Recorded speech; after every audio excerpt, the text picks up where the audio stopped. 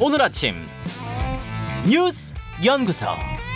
오늘 아침 뉴스의 맥을 짚어드리는 시간 뉴스연구소, 오늘도 두 분의 연구위원 함께합니다. CBS 김광일 기자, 뉴스톱 김준일 수석 에디터, 어서 오십시오. 안녕하세요. 예, 첫 뉴스 어디로 갈까요? 확전 자제한 윤한.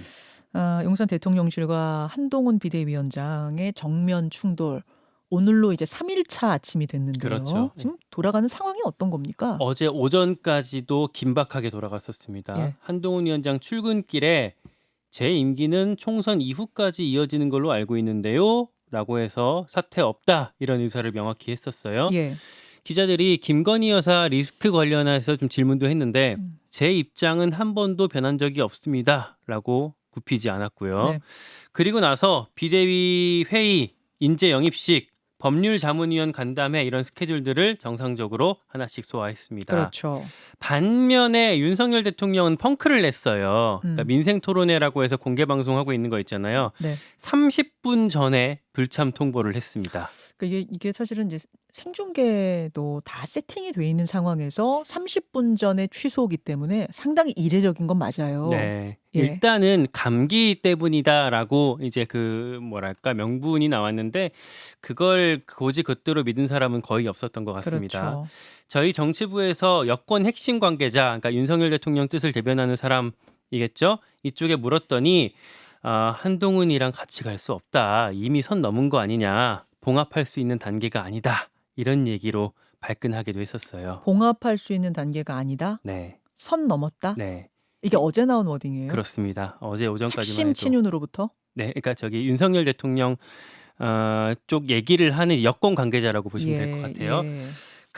그랬는데 그 이상의 액션이 나오지는 않았어요. 일단 친윤 그룹에서 세게 나올까 안 나올까, 이게 좀 관전 포인트였는데 그렇죠. 의총도 안 잡혔고요. TK 의원들도 원래 예정했었던 모임 자체를 취소했습니다. 예. 그리고 그저께 이용 의원이 단톡방에 글을 올렸었잖아요. 네. 여기에 대해서도 동조하는 사람이 없었다고 합니다. 이용 의원이 올렸다는 글은 이제 쿠키뉴스의 글이었죠. 네. 대통령이 한동훈 비대위원장으로부터 지지를 철회했다. 요 기사를 이용 의원이 공유했는데 동조는 별로 없었대요. 그렇습니다. 그리고 한동훈 책임론, 이걸 공개적으로 거론한 사람도 김영선 의원 한 명 정도 있었거든요. 이것도 제가 페이스북에 들어가서 확인을 해보니까 게시글을 한 6번 정도 수정을 했더라고요. 나름대로 톤 조절을 하려고 했던 모습이 역력해 보였습니다. 그래요. 반면에 반면에 한동훈 위원장한테 힘을 싣는 목소리는 일부 있었어요. 태영호 의원이 윤 대통령이 김건희 여사랑 손잡고 용서를 빌어야 한다. 그렇게 라는 말했어요. 얘기를 페이스북에 했고, 유경준, 전주혜 의원도 각각 페이스북에다가 은근히 한동훈 위원장 지지하는 듯한 글, 사진, 이런 것들을 올렸습니다. 그리고 나서 오후에 대통령실에서도 이제는 좀 자제하는 분위기다, 오늘은 조용히 지나가는 분위기다, 이런 얘기가 흘러나왔습니다. 자, 어떻게 그럼 이제 봉합 국면으로 가는 겁니까? 어떻게들 내다보고 있습니까? 일단은 지금 그래 보이고요. 당 내에서 나오는 얘기는 네. 만약에 더 싸우게 되면 공멸하는 거 아니냐, 이런 인식을 윤한 양쪽에서 공유한 걸로 보인다라는 해석이 많아요. 근데 이제 지난해 생각해 보면 이런 식으로 대통령실 메시지가 나오고 그다음에 의총 열리고 거기서 일제히 어떤 의견들을 쏟아내고 뭐 연판장 돌리고 이러면은 마지못해서 버티지 못하고 그만두는 이런 식의 방법이 몇 차례 있었잖아요. 그렇죠. 뭐 이준석, 나경원, 김기현, 뭐 이런 과정들이 사실 있었던 건데 이번에는 그렇게 이어질 것 같지 않다는 얘기예요. 총선이 80일도 안 남았다 보니까 너무 위기다라는 인식이 양쪽에서 공유한 것 같다라는 얘기가 많고요. 그리고 민주당의 공격, 그러니까 우리 그런 얘기 하잖아요. 외계인이 침공하면 지구 안에서 적국도 손잡고 할 수밖에 없다. 민주당이 어제 이제 당무 개입으로 윤석열 대통령을 법적 조치할 수도 있다라고 얘기를 했거든요. 네네. 그러다 보니까 일단 이거는 막아야 된다라는 데에 대해서 양쪽이 뜻을 모았을 것 같다라고 당내에서 해석을 하고, 또 하나 윤석열 대통령 참모 사이에서 네. 강경파, 온건파 대립이 있었는데 일단 그 사이에서 온건파 목소리가 높아지면서 봉합적으로 결론이 났다, 이렇게 전해지고 있습니다. 근데 봉합이라는 말이 해결이 됐다, 마무리가 됐다, 어떤 결론이 났다는 의미는 아닌 거잖아요. 사실 이슈는 공천 그리고 김건희 여사 관련한 리스크 얘기들인데 예, 예. 이게 뭔가 답을 찾은 상황은 아니기 때문에 예. 앞으로 사실 이게 다시 터질 가능성은 여전히 있다고 볼 수가 있겠습니다. 지금 봉합이 이미 된 것도 아니고 될 수 있다라는 뭐 이쪽으로 그냥 말씀을 하셨는데 어제 분위기가 그랬다 이거예요. 자 김준 에디터는 어느 부분에 주목하셨어요? 그러니까 언론 보도 몇 개를 좀 소개하면서 요거 흐름을 네. 좀 말씀을 드릴게요. 어제 네. 이제 채널A가 보도한 건데 네. 윤 대통령 한동훈 사당하지 말라는 것. 점점점 봉합 여지는 남겨 여기에 굉장히 많은 게 담겨 있어요. 윤 대통령이 이렇게 얘기를 했다라고 합니다. 낙찰자를 정해놓고 입찰을 하면 그것을 부정 입찰이라 부른다. 한 위원장이 법을 모르는 친구가 아니지 않는가라고 하면서 김경률 비대위원은 이제 마포울에 이제 공천을 주려는 것처럼 한 사천 논란 요거에 대해서 얘기를 했는데 어제 이제 한동훈 비대위원장 관계자들이 언론에 일제히 얘기를 한 게 그 원희룡 장관을 개항을해 소개한 거 그리고 이제 김경률을 이제 저기 마포울에 마포울. 이제 소개한 거 자체를 전체 지도부와 공유를 했다라는 거예요. 사무총장 원내대표 인재 영입위원장 등 간부들과 사전에 논의를 했고, 그러니까 이게 그때 다 좋아했다라는 겁니다. 그럼 그러니까 윤재옥, 이철규 이런 분들이 다 알고 있는 얘기였다? 알고 있었다는 거. 이게 뭐 사실인지 아닌지는 모르겠죠. 정확하게 모르겠으나 어쨌든 한동훈 비대위원장이 이 얘기를 하고 있고 네. 이게 사실이라면은 그러니까 이거는 사천 논란 이러한 이거보다는 김건희 여사에 대한 대응 요거가 이제 문제가 되고 있다라는 걸로 보는 게 좀 더 가까울 것 같고요.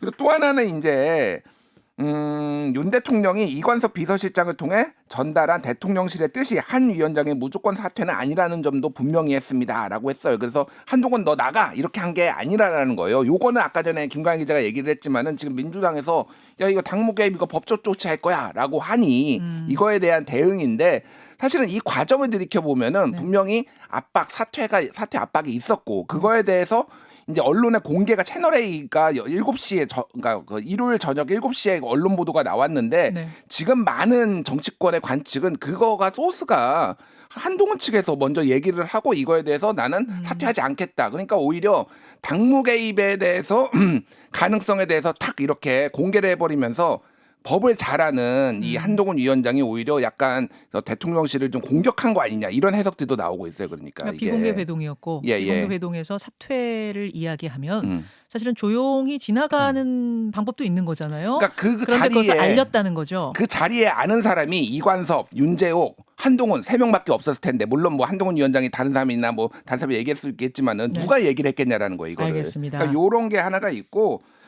그래서 지금 분위기는 어쨌든 잠시 이제 조금 가라앉는 분위기인데 어제 이제 동아일보하고 중앙일보에서 나온 거는 김건희 여사 같은 경우에 디올백 논란 사과는 불가다. 이런 얘기를 지금 지속적으로 지인들한테 한다라는 거예요. 이게 공격의 빌미를 더 줄 수 있다라는 겁니다. 그래서 요거 갈등은 이렇게 마무리가 될 수도 있겠지만은 이 김건희 논란에 대해서는 더 커지고 있다 사실은. 그리고 어제 지금 선물을 전달한 최재형 목사 있잖아요. 네네. 이제 서울의 소리축으로부터 디올백을 받아가지고 직접 전달해서 시계를 차고 갔던 이제 촬영했던 네. 인터뷰를 했거든요. 이제 기자회견을 했는데. 네.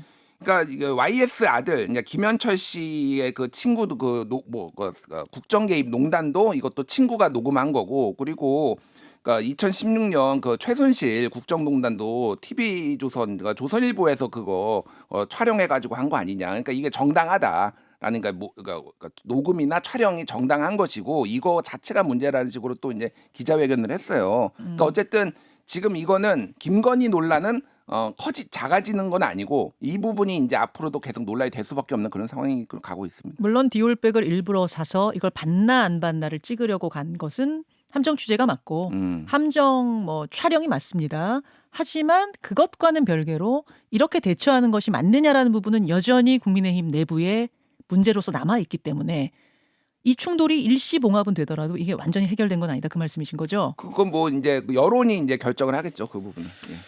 자, 알겠습니다. 일단 여기까지 상황을 듣고 나서 잠시 후에 한동훈 비대위에서 조직부총장을 맡고 계세요. 김종혁 부총장이 바라본 어제 상황들.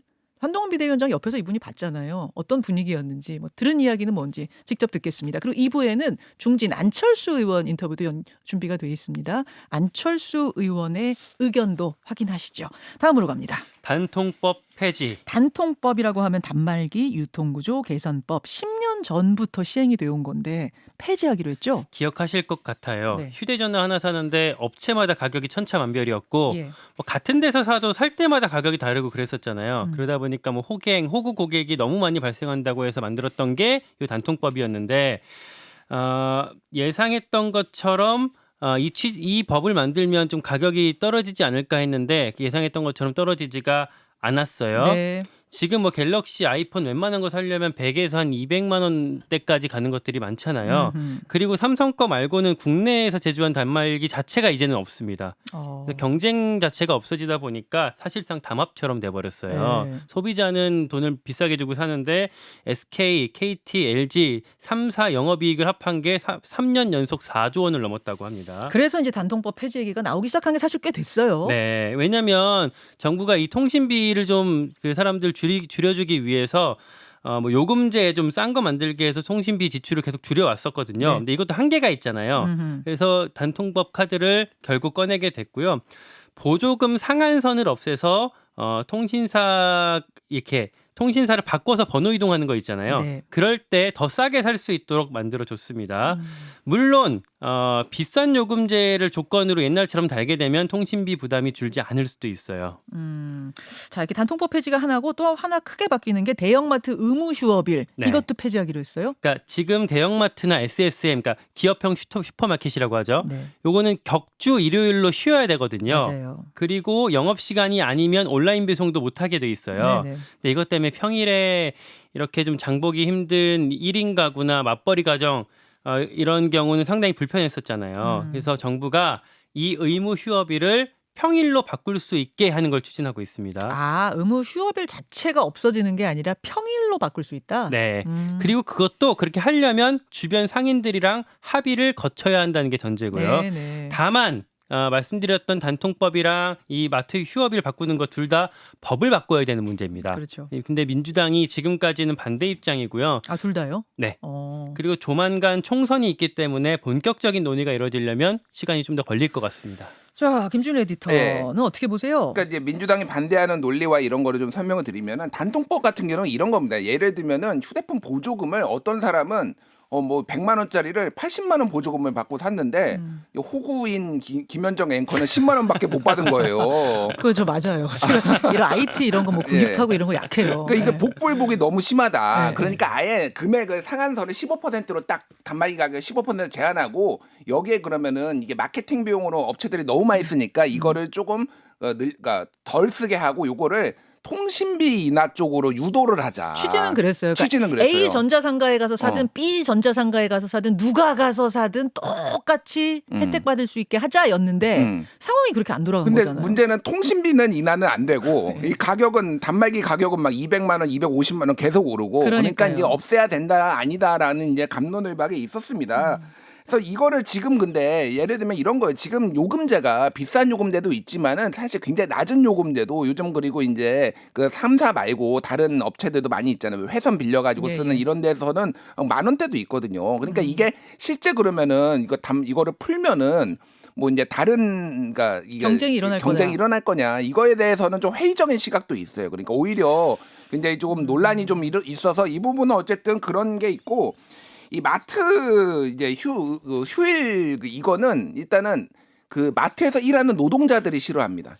나도 우리도 2주에 한 번은 가족들하고 주말에 일해야 돼, 그러니까 쉬어야 될 거 주말에 아니야. 쉬고 싶다. 뭐 이거는 있는데 가장 이게 문제가 됐던 건 뭐냐면은 이거를 마트가 주말에 쉬면은 그러면 전통시장으로 가느냐 안 가고 다 온라인 쇼핑을 쇼핑하죠. 해버린다라는 거예요. 그래서 오히려 일요일 날 마트로 가면은 마트 들렀다가 전통시장도 가니까 전통시장 일종의 매출도 낙수 늘었다. 효과. 예. 뭐 이런 것까지 있어서 요거는 지금 좀 푸는 게 맞지 않느냐 이런 얘기가 좀 대세인 것 같아요. 좀. 단통법 폐지 관련해서도 워낙 취지가 잘 안 살았기 때문에 그동안 소비자들 입장에서는 폐지하는 게 맞지 않느냐 이런 분위기가 상당히 많던데 하여튼 이거는 좀 더 논의가 필요해 보이고요. 돌아가는 거 보죠. 짧게 마지막 소개해 주세요. 최윤종 영구격리 신림동 공원 등산로에서 여성을 성폭행하려다가 살해한 혐의로 기소된 최윤종 영구격리요? 어제 1심 선고가 있었는데요. 네. 검찰이 사형을 구형했었는데 그렇게는 안 됐고 무기징역이 선고가 됐어요. 네.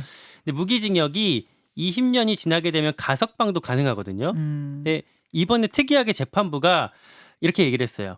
이 사건 같이 국민적 공분을 산 무기징역 확정 수용자는 가석방 여부를 엄격히 제한하는 방법으로 영구 격리하는 방법이 존재한다. 아, 가석방 없는 무기징역. 그러니까 가석방 시키지 말라고 미리 제시를 해놓은 거죠. 그러네요. 네. 알겠습니다. 여기까지 정리하죠. 고맙습니다. 고맙습니다. 김현정의 뉴스쇼는 시청자 여러분의 참여를 기다립니다. 구독과 좋아요, 댓글 잊지 않으셨죠? 알림 설정을 해두시면 평일 아침 7시 20분 실시간 라이브도 참여하실 수 있습니다.